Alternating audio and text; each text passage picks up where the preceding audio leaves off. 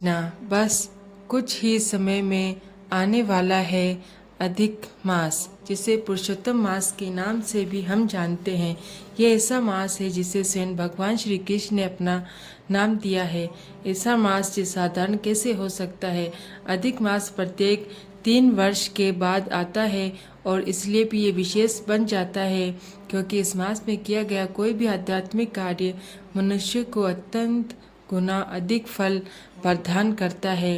जितना महत्व चतुर्मास का होता है उससे भी ज़्यादा महत्व होता है अधिक मास का, यानी पुरुषोत्तम मास का। और इस बार ये अधिक मास का आरंभ हो रहा है 17 मई 2026 से और ये समाप्त होगा 15 जून 2026 पर।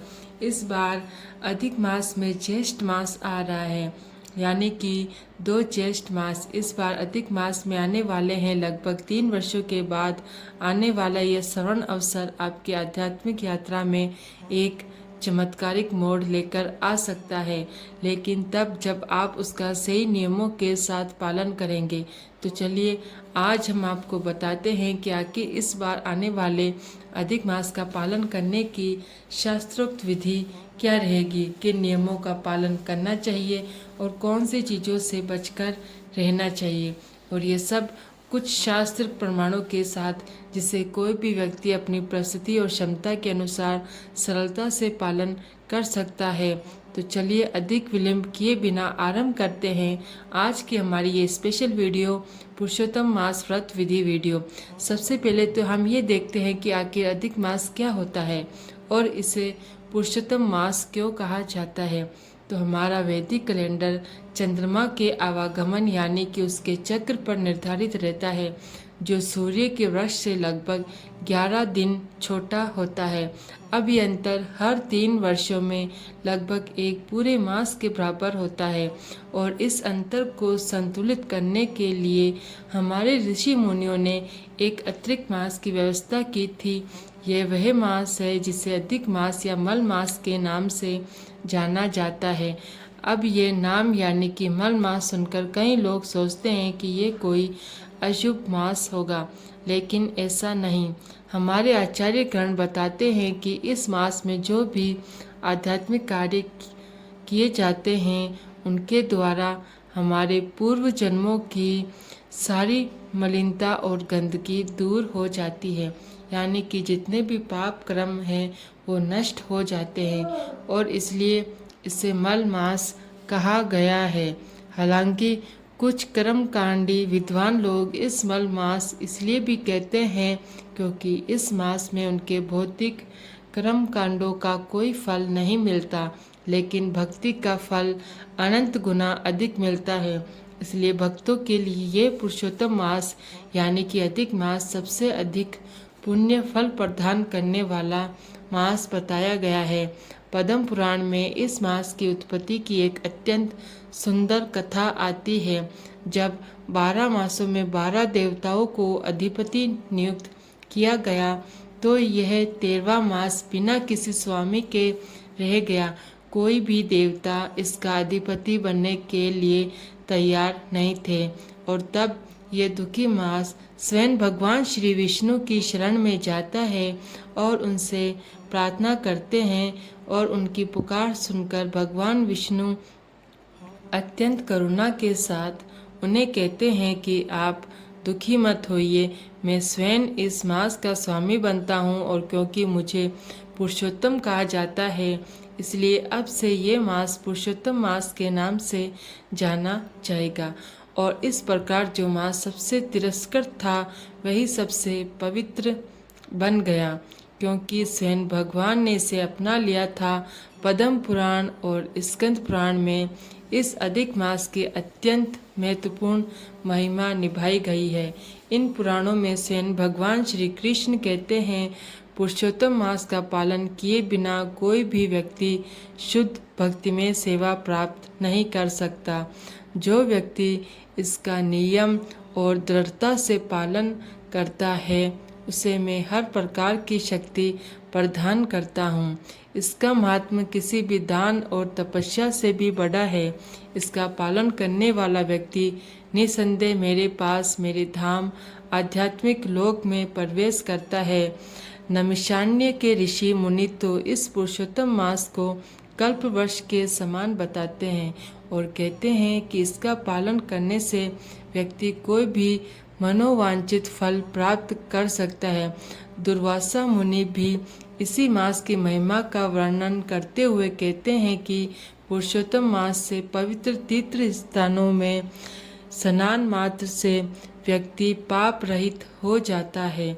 इसके अलावा पद्म पुराण में भी ये कहा गया है कि इस मास के अंदर केवल एक दीप जलाने का पुण्य भी संपूर्ण वर्ष की आराधना से ज़्यादा फलदायी होता है। तो इस बार ज्येष्ठ अधिक मास 17 मई 2026 रविवार के दिन से आरंभ होने वाला है और ये समाप्त होगा 15 जून 2026 सोमवार के दिन। हमारे वैदिक पंचांग के अनुसार इस बार विक्रम संवत 2083 में 2 ज्येष्ठ मास पड़ रहे हैं, एक अधिक ज्येष्ठ और एक सामान्य ज्येष्ठ, जो इस वर्ष को पंचांग और खगोलीय दृष्टि से और भी विशेष बना देते हैं।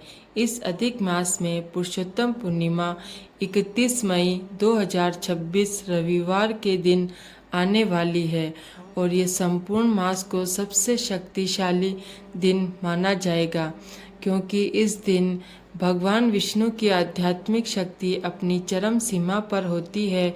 उनकी पूजा आराधना करने से वे अत्यंत अधिक पुण्य फल प्रदान करते हैं। मनोवांछित हर मनोकामनाएं पूर्ण होती है। इस दिन विशेष पूजा, दान और जप करने से उसका अनंत गुना अक्षय फल प्राप्त होता है। अब देखिए, अगर एक छोटी सी गलती से आपकी एकादशी का पूरा फल कम हो जाए तो ऐसा ना हो, इसलिए हर एकादशी को करें बिल्कुल सही तरीके से। 24 एकादशियों की संपूर्ण कथा और विधि। हम ऐसे समय में जी रहे हैं जिससे हमारे लिए संपूर्ण एक मास के लिए सब कुछ छोड़कर सिर्फ आध्यात्मिक कार्य करना थोड़ा मुश्किल लगता है।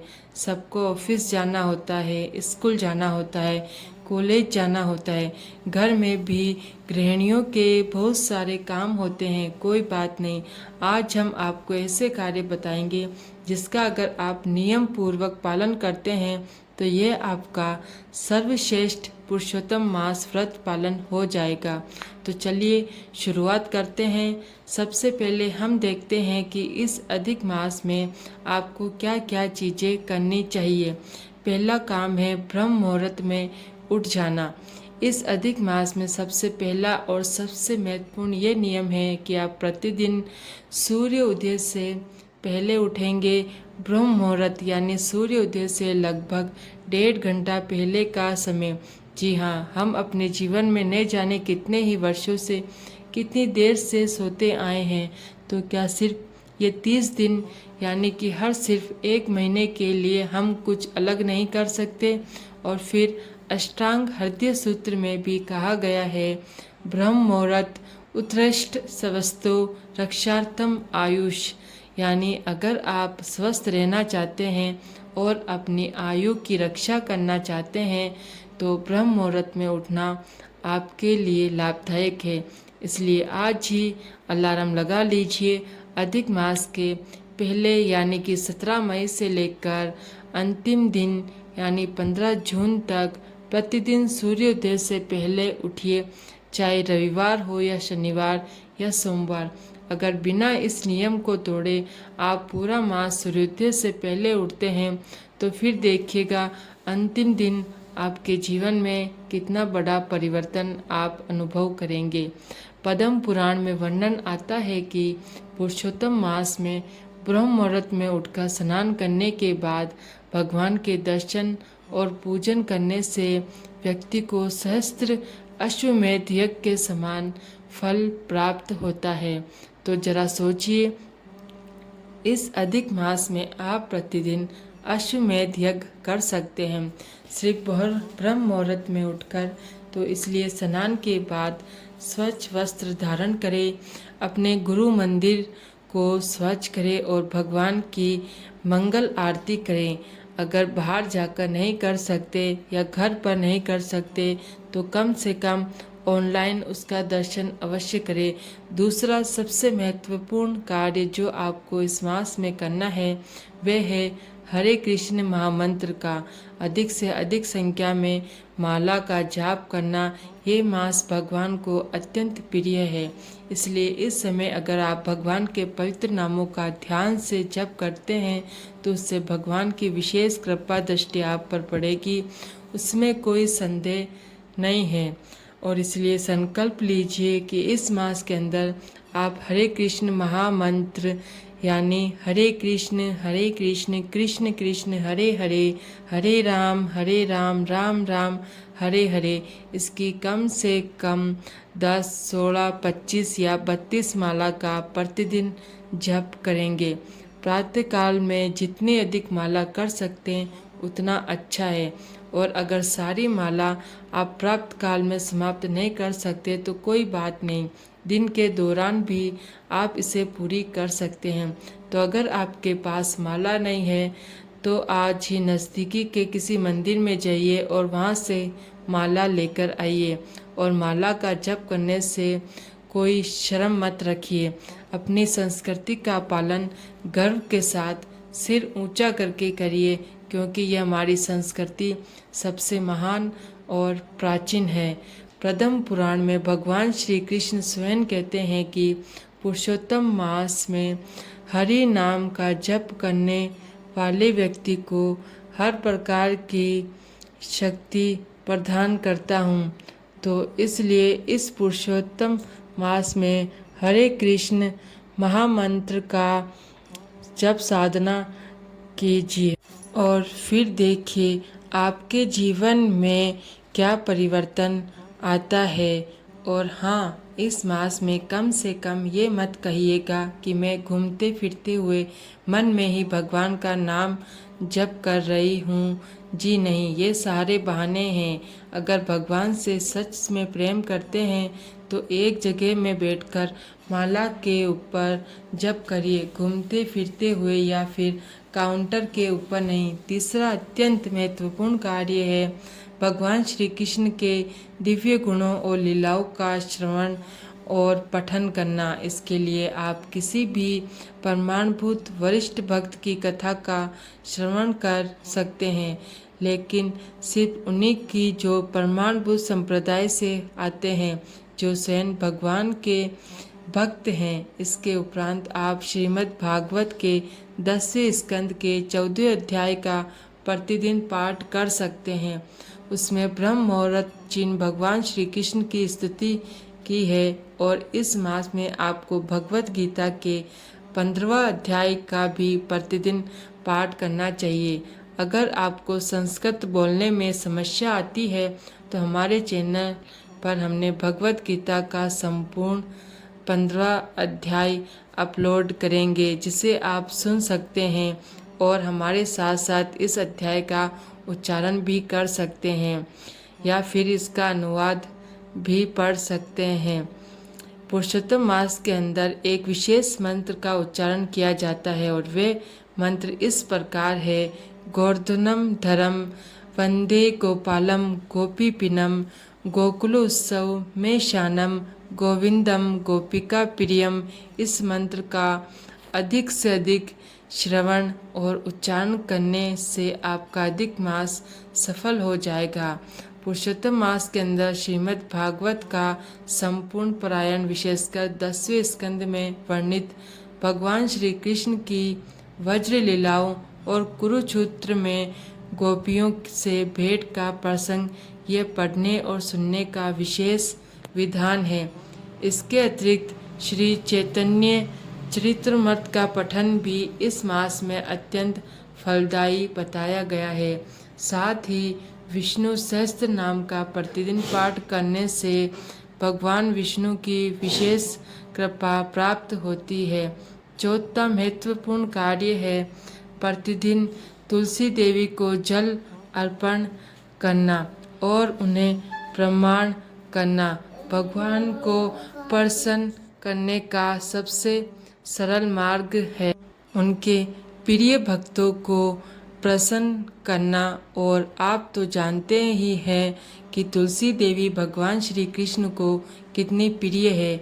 हमारे आचार्य गण बताते हैं कि जब किसी भी जीव का गोलोक वृंदावन में प्रवेश होता है तो तुलसी देवी ही उस भगवान श्री कृष्ण के पास लेकर जाती है। तो इसलिए कम से कम इस अधिक मास के अंदर प्रतिदिन प्रातः काल में तुलसी देवी को जल अर्पण करें। उनकी अगर संभव है तो परिक्रमा करें, उनकी पूजा करें, कम से कम एक दीपक जलाएं। स्कंद पुराण में तो यहाँ तक कहा गया है कि जो व्यक्ति पुरुषोत्तम मास में प्रतिदिन तुलसी देवी की कम से कम 3 बार परिक्रमा करता है, उन्हें जल और पुष्प अर्पित करता है, वे समस्त तीर्थों के दर्शन का फल प्राप्त करता है। इसलिए इस अधिक मास के अंदर प्रयास करें कि तुलसी देवी की सेवा पूजा करें और उनके सामने बैठकर भगवान के पवित्र हरे कृष्ण महामंत्र का जप करें। और ऐसा जप करने से आपके मंत्र की शक्ति सहस्त्र गुना बढ़ जाती है। तो इस बात को याद रखें। 5वां कार्य है दान देना। पद्म पुराण में बताया गया है कि पुरुषोत्तम मास में दान करने का विशेष महत्व है। इस मास में किया गया दान सहस्त्र गुना फल देता है। विशेषकर ज्येष्ठ मास अधिक गर्मी का समय होता है और इस वजह से इस मास के अंदर जल का दान, छाया का दान यानी कि छतरी या पंखा का दान, फल दान, अन्न दान और वस्त्र दान का विशेष महत्व बताया गया है। इसके अलावा गौ सेवा और गोदान भी इस मास में अत्यंत पुण्यदायी माना गया है।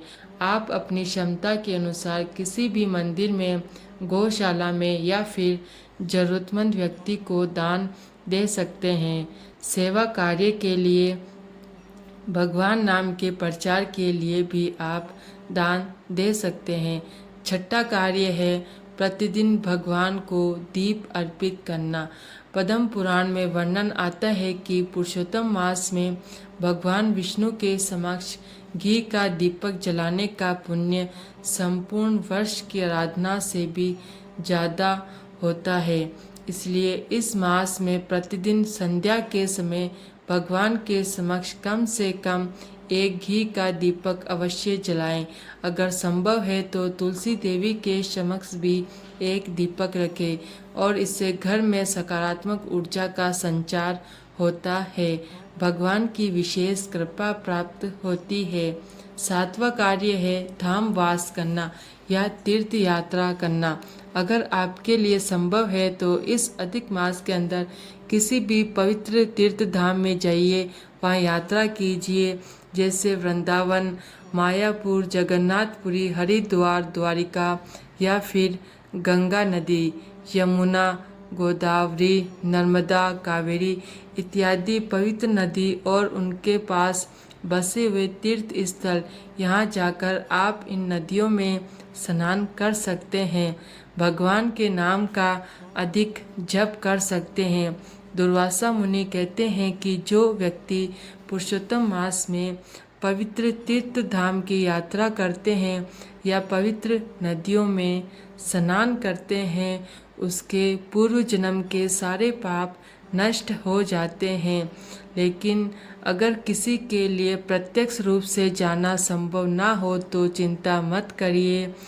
श्रीला प्रभुत कहते हैं कि सच्चा ब्रजवासी वह होता है जो अपने मन में निरंतर वृंदावन या ब्रज का स्मरण करता है। इसलिए अगर आप किसी भी धाम का मानसिक रूप से भी चिंतन कर रहे हैं, उसका स्मरण कर रहे हैं, तो भी ये आपकी धाम यात्रा के समान ही फलदायी होगा।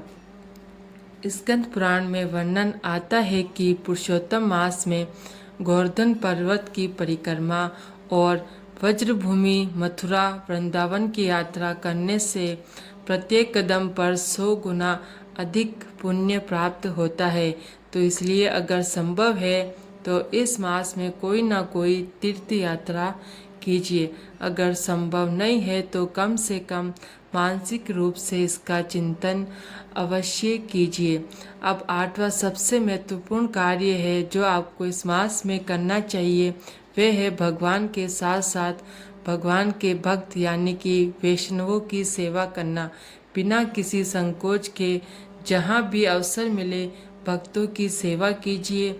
जब भी समय हो आसपास के किसी मंदिर में जाइए, इस मंदिर है तो वहाँ पर जाइए और वहाँ के भक्तों से कोई सेवा मांगिए। अगर कोई सेवा नहीं मिलती तो मंदिर की सीढ़ियों को साफ कीजिए, लेकिन कोई ना कोई सेवा जरूर कीजिए, चाहे वे शारीरिक रूप से हो या अपना समय देकर हो, फिर अपना धन देकर की गई कोई भी सेवा हो। पद्म पुराण में स्वयं भगवान नारायण नारद मुनि से कहते हैं कि पुरुषोत्तम मास में वैष्णवों को भोजन कराने से और उनकी सेवा करने से व्यक्ति को मेरी प्रत्येक सेवा का फल प्राप्त होता है। अगर गृहस्थ हैं तो अपने गृहस्थ धर्म का सत्यपूर्वक और शांतिपूर्वक पालन करें, किसी के प्रति हिंसा न करें और संत पुरुषों तथा निर्धन व्यक्तियों के प्रति दयालु बने रहें। आइए अब देखते हैं 9वां कार्य, और ये है अधिक मास में उपवास का पालन करना। पुरुषोत्तम मास में उपवास का विशेष महत्व बताया गया है। अगर किसी व्यक्ति के लिए संभव है तो वे एक संकल्प ले सकते हैं कि इस अधिक मास के अंदर वे प्रतिदिन उपवास का पालन करेंगे या फिर दिन में सिर्फ एक बार भोजन करेंगे। कई भक्त दिन में एक बार भोजन करने का संकल्प लेते हैं, कई भक्त सिर्फ फल के ऊपर इस संपूर्ण मास का धारण करते हैं। तो आप अपनी क्षमता अनुसार किसी न किसी प्रकार से अगर संभव है तो उपवास का पालन इस मास में कर सकते हैं। संपूर्ण मास उपवास करने में सक्षम नहीं है तो कम से कम इस मास में आने वाली 2 एकादशी तिथि पर व्रत और उपवास अवश्य रखना चाहिए। इसके अलावा आप इस अधिक मास में आने वाले प्रदोष व्रत का पालन कर सकते हैं, पूर्णिमा का उपवास रख सकते हैं। उपवास के दिन एक समय फलाहार या दूध ले सकते हैं। जो व्यक्ति स्वास्थ्य के कारणों की वजह से उपवास नहीं कर पाते हैं वे सात्विक आहार ग्रहण करते हुए भी इस मास का पालन कर सकते हैं, क्योंकि भक्ति भाव सबसे महत्वपूर्ण कार्य है।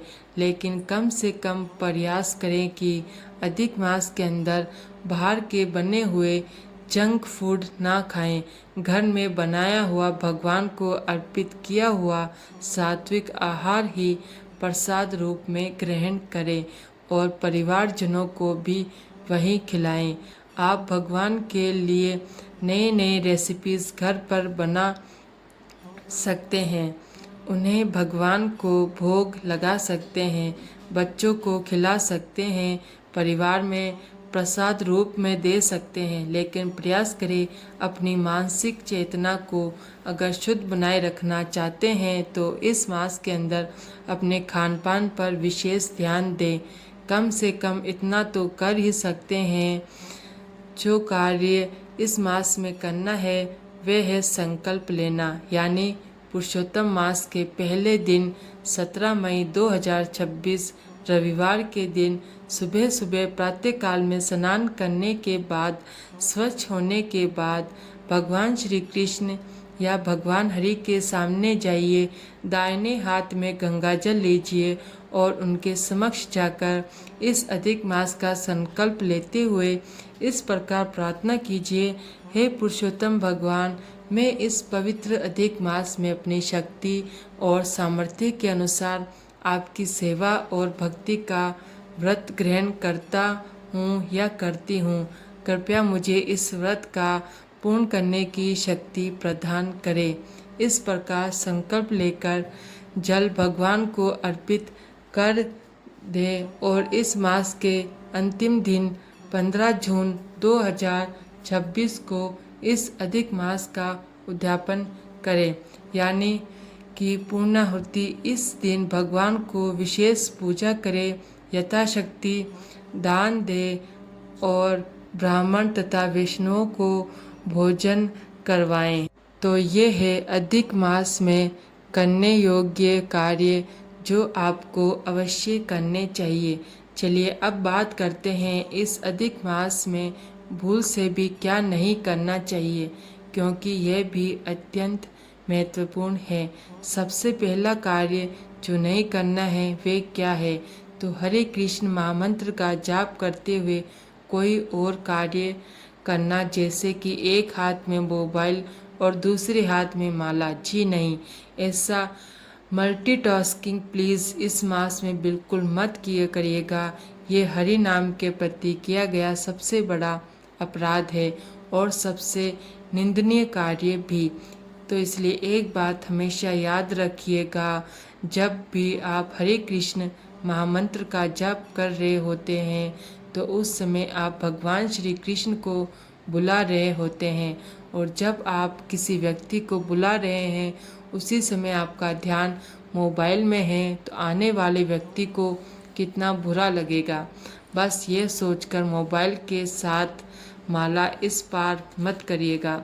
दूसरा कार्य, इस मास में ध्यानपूर्वक किसी की निंदा मत करिएगा, चाहे वे ऑफिस का साथी हो, पड़ोसन हो, आपकी खुद की बहू हो या फिर सास।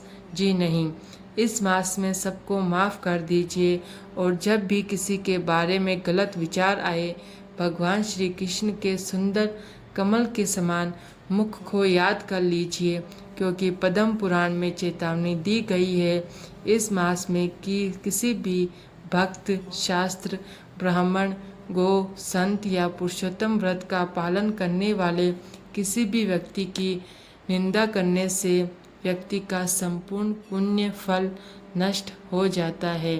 तो इसलिए इस मास के अंदर सत्य बोलने का विशेष संकल्प लें और किसी की भी निंदा करने से बचें। तीसरा कार्य जो आपको नहीं करना है वह है गुस्सा। अगर आपको बहुत ज़्यादा गुस्सा आता है, बात बात पर आता है और हर किसी पर आता है, तो विशेषकर अपने बच्चों पर आता है, तो थोड़ा संभल जाइए। इस मास के अंदर अपने क्रोध को घटाकर जीरो पर लाने की कोशिश कीजिए और दिल से प्रयास करेंगे तो ज़रूर हो पाएगा।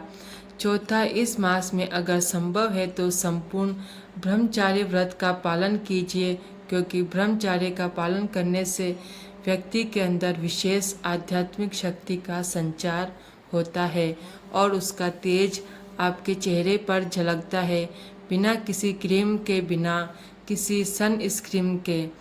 पांचवा कार्य है जो आपको नहीं करना, जो कि थोड़ा सा मुश्किल भी है, और वह है अपने मोबाइल का, अपने टीवी को कम से कम उपयोग कीजिएगा, और वे सारे अनावश्यक TV serials, comedy, reality shows, ये सब कुछ कम से कम 1 महीने के लिए बंद कर दीजिए प्लीज़, क्योंकि ये आपकी मानसिक चेतना को खराब कर सकते हैं, दूषित कर रहे हैं।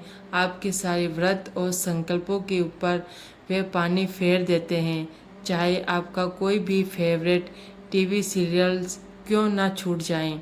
अगर ये अधिक मास छूट गया तो आने वाले 3 साल के बाद आएगा, तो आप देख लीजिए आप किसे पसंद करना चाहते हैं। छठा कार्य जो नहीं करना है इस मास में वो है किसी भी प्रकार के शुभ भौतिक कार्य, जैसे कि विवाह, सगाई, गुरु प्रवेश, मुंडन, यज्ञ, उपवित्र नामांकन, ये सब करने से प्रयास करके बचिए। यह सांसारिक भौतिक कार्यों के लिए अधिक मास नहीं है। इस मास के अंदर ज़्यादा से ज़्यादा आध्यात्मिक साधना को तीव्र बनाना होता है, तो इसलिए प्रयास करके इस मास में अधिक से अधिक आध्यात्मिक कार्य कीजिए।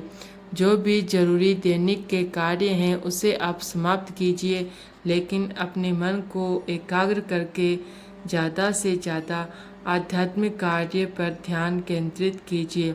तो ये थी आने वाले पुरुषोत्तम मास में करने योग्य कार्य, संपूर्ण व्रत विधि और क्या नहीं करना चाहिए उसकी भी सूची। तो हम आशा है कि अब आपको समझ में आ गया होगा कि इस पुरुषोत्तम मास का पालन आप कैसे कर सकते हैं। इस विषय में और भी कोई प्रश्न है तो नीचे कमेंट बॉक्स में लिखकर बताइए। हम आपके प्रश्न का उत्तर देने का प्रयास करेंगे। आपने इस चैनल को सब्सक्राइब नहीं किया है तो अभी मंत्र पूजा चैनल को सब्सक्राइब करें। जय श्री कृष्णा, जय श्री राधे राधे।